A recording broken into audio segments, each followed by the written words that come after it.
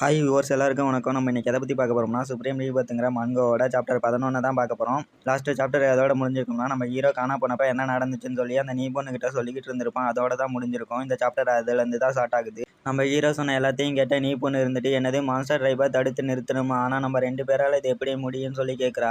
அதுக்கு நம்ம ஹீரோ அதை பற்றிலாம் நீ கவலைப்படாத, எல்லாத்தையும் நான் பார்த்துக்கிறேன். அதுக்கு முன்னாடி நம்ம 2 பேரும் பலசாலியாக மாறியே ஆகணும், அப்படின்னா தான் உங்களை தடுக்க முடியும்னு சொல்லிட்டு ஒரு கியூ பிக்சிங் பில்லை எடுத்து கொடுத்துட்டு இதை வச்சு நீ கல்டிவேஷன் பண்ணி சீக்கிரமாக பிரேக் த்ரூ பண்ணுன்னு சொல்கிறான். அதுக்காக அதை வாங்கி பார்த்துட்டு என்னது கியூ பிக்சிங் பில்லை இது எப்படி உனக்கு கிடைச்சதுன்னு சொல்லி ஆச்சரியமாக கேட்குறா. அதுக்கு நம்ம ஹீரோ வந்துட்டு சும்மா நோயின்னு கேள்வி கேட்காதன்னு சொல்கிறான். அதுக்கு அவர் வந்துட்டு சரி சென்லி நான் உன்னை நம்புகிறேன், எதை பற்றியும் கவலைப்படாதன்னு சொல்கிறா. உடனே நம்ம ஹீரோ சரி இதையும் வச்சுங்கன்னு சொல்லிட்டு ஒரு இறகை எடுத்து கொடுத்துட்டு சரி நான் இப்போ மலைக்கு கீழே போக போகிறேன், நான் சீக்கிரமாக யான் கான்சன்ட்ரேஷன் மூலியமாக பிரேக் த்ரூ பண்ணி ஆகணும்னு சொல்கிறான். அதுக்கு அந்த நீ பொண்ணு இருந்துட்டு என்னது நீ யான் கான்சன்ட்ரேஷன் மூலியமாக பிரேக் த்ரூ பண்ண போறியா சென்லி, உனக்கு வெறும் 15 வயசு தான் ஆகுது, அப்படி இருக்கையில உன்னால் எப்படி யான் கான்சன்ட்ரேஷன் மூலியமாக பிரேக் த்ரூ பண்ண முடியும், நீ என்கிட்ட கிண்டல் அடிச்சுக்கிட்டு தானே இருக்கேன்னு சொல்லி கேட்குறா. அதுக்கு நம்ம ஹீரோ என்னது விளையாடுறான், இந்த சென்லியால் செய்ய முடியாத விஷயம் சொல்லி ஒன்று இல்லவே இல்லைன்னு சொல்லி கெத்தா சொல்கிறான். அப்படியே அந்த சீனை கட் பண்ணி அடுத்த சீனில் மலைக்கு கீழே இருக்கக்கூடிய புரோக்கன் சிட்டியில் இருக்கக்கூடிய ஒரு கடை வீதியை தான் காட்டுறாங்க. அங்கே நம்ம ஹீரோ போயிட்டு ஒரு அல்கமி கடையில் எனக்கு 3 நாளைக்கு ஒரு அல்கமி ரூமும் ஒரு சில மூலிகைகளும் வேணும்னு சொல்லி கேட்குறான். அதுக்கு அந்த கடைக்காரர் வந்துட்டு ஒரு பிரச்சனை இல்லை, 500 லோ லெவல் பிரெஸ்டோனை அட்வான்ஸாக கொடுங்கன்னு சொல்கிறாரு. சரின்னு நம்ம ஹீரோ அவனோட பணப்பையை தேடி பார்த்தா அதை காணாச்சே, அதை நான் எங்கடா தொலைச்சேன்னு சொல்லி காண்டாகிறப்ப ஒருத்தர் இந்தாங்க ஒரு மீடியம் லெவல் பிரிஸ்டோனு, மீதியை நீங்களே வச்சுக்கோங்கன்னு சொல்கிறாங்க. யாடான்னு பார்த்தா அது அந்த லீ பொண்ணு தான். அவளை பார்த்த உடனே நம்ம ஹீரோ நீ மறுபடியும் என்னை ஃபாலோ பண்ணிட்டு இங்கேயும் வந்துட்டியான்னு சொல்லி ஆச்சரியமாக கேட்குறான். அந்த நீ பொண்ணு இருந்துட்டு நான் இந்த பக்கமாக போய்கிட்டு இருந்தேன், அப்போ நீ பணம் இல்லாமல் கஷ்டப்படுறத பார்த்தேன், அதனால தான் உனக்கு உதவி பண்ணலான்னு சொல்லி வந்தேன்னு சொல்கிறா. அதுக்கு நம்ம ஹீரோ வந்துட்டு இந்த வாட்டி ஒரு புது கதையை சொல்றியா, என்னமோ பண்ணிட்டு போன்னு சொல்கிறான். அடுத்த சீனில் அந்த அல்கமி ரூமை தான் காட்டுறாங்க. அங்கே நம்ம ஹீரோவும் அந்த லீ பொண்ணும் இருக்காங்க. அப்போ நம்ம ஹீரோ சரி சொல்லு உனக்கு உண்மையாலுமே என்கிட்ட இருந்து என்ன தான் வேணும்னு சொல்லி கேட்குறான். அதுக்கு அந்த லீப்புன்னு வந்துட்டு சரி நான் ஒத்துக்கிறேன், நான் ஒரிஜினலாகவே ஜியான்டியன் கிளானுக்கு உனக்காக தான் வந்தேன், அதில் எந்த தப்பான நோக்கமும் இல்லை, எனக்கு தெரியும் உனக்கு கோலி body of thunder and lightning இருக்குன்னு, அதுக்காக தான் வந்தேன்னு சொல்கிறா. அதுக்கு நம்ம ஹீரோ அப்போ நீ தண்டர் எம்பரோட சீக்ரெட் டெக்னிக்கை தேடி வந்திருக்கான்னு சொல்லி கேட்குறாரு. அதுக்கு அந்த லீப்புன்னு வந்துட்டு அப்போ உனக்கு தண்டர் எம்பரோட சீக்ரெட் டெக்னிக் எங்கே இருக்குன்னு தெரியுமான்னு சொல்லி ஆச்சரியமாக கேட்குறா. அப்போ நமக்கு அந்த தண்டர் எம்பரோட சீக்ரெட் டெக்னிக்கை பற்றி தான் காட்டுறாங்க. அந்த சீக்ரெட் டெக்னிக்கை கற்றுக்கிறவங்க அடுத்த தண்டர் எம்பராக மாறுவாங்க.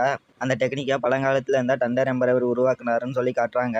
அதுக்கப்புறம் அந்த லீப்புன்னு வந்துட்டு இது மாதிரி என்கிட்டயும் ஒரு ஹோலி பாடி டெக்னிக் இருந்துச்சு, ஆனால் அது காணா போயிடுச்சு, அதனால் என்னால் ஹோலி பாடி டெக்னிக்கை முழுசாக கற்றுக்க முடியலன்னு சொல்கிறா. அதுக்கு நம்ம ஹீரோ வந்துட்டு அதனால் என்ன எதுக்கு ஃபாலோ பண்ணிட்டு இருக்கேன்னு சொல்லி கேட்டுட்டு மனசுக்குள்ளே என்னோட போன வாழ்க்கையில் நான் இந்த ஹோலி பாடி டெக்னிக்கை கண்டுபிடிச்சேன், ஆனால் இதில் வெறும் பாதி தான் இருந்துச்சு, மீதி பாதி இல்லாதனால இதை என்னால் முழுசாக கற்றுக்க முடியலன்னு சொல்லி யோசிச்சுட்டு அந்த லீப்புன்னுக்கிட்ட நம்ம ஹீரோ வந்துட்டு மிஸ்லி நம்ம 2 பேரும் இந்த அளவுக்கு முக்கியமான விஷயத்தை பற்றி பேசிக்கிற அளவுக்கு ஃப்ரெண்ட்ஸ் இல்லைன்னு சொல்கிறான். அதுக்கு அந்த லீப்புன்னு வந்துட்டு சரி நான் உன்னை புரிஞ்சுக்கிறேன், உனக்கு எப்போ என் மேலே நம்பிக்கை வருதோ அப்போ இதை பற்றி பேசிக்கலாம்னு சொல்லிட்டு நம்ம ஹீரோ கிட்ட நிறைய காசை கொடுத்துட்டு சரி நான் உன்னை நீ பத்திரமா பார்த்துக்க, நான் இப்போ இங்கேருந்து கிளம்புறேன்னு சொல்லிட்டு அங்கேருந்து போகிறதுக்கு புறப்படுறா.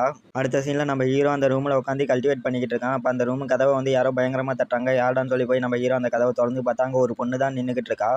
பின்னாடி நிறைய பேர் நிறைய மூலிகையை வச்சுட்டு நின்றுக்கிட்டு இருக்காங்க.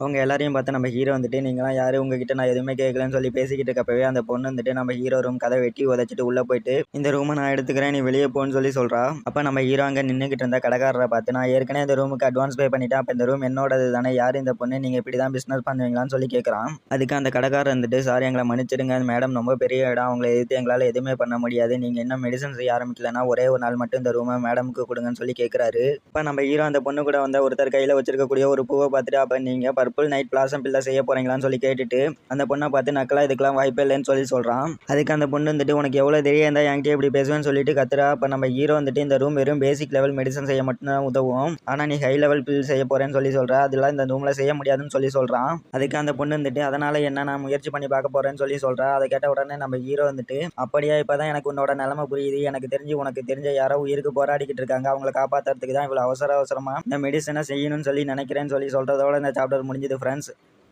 இந்த வீடியோ உங்களுக்கு பிடிச்சிருந்துச்சுன்னா இந்த வீடியோக்கு லைக் பண்ணிவிட்டு அப்படியே நம்ம சேனலை சப்ஸ்கிரைப் பண்ணிக்கோங்க. நன்றி, வணக்கம் ஃப்ரெண்ட்ஸ்.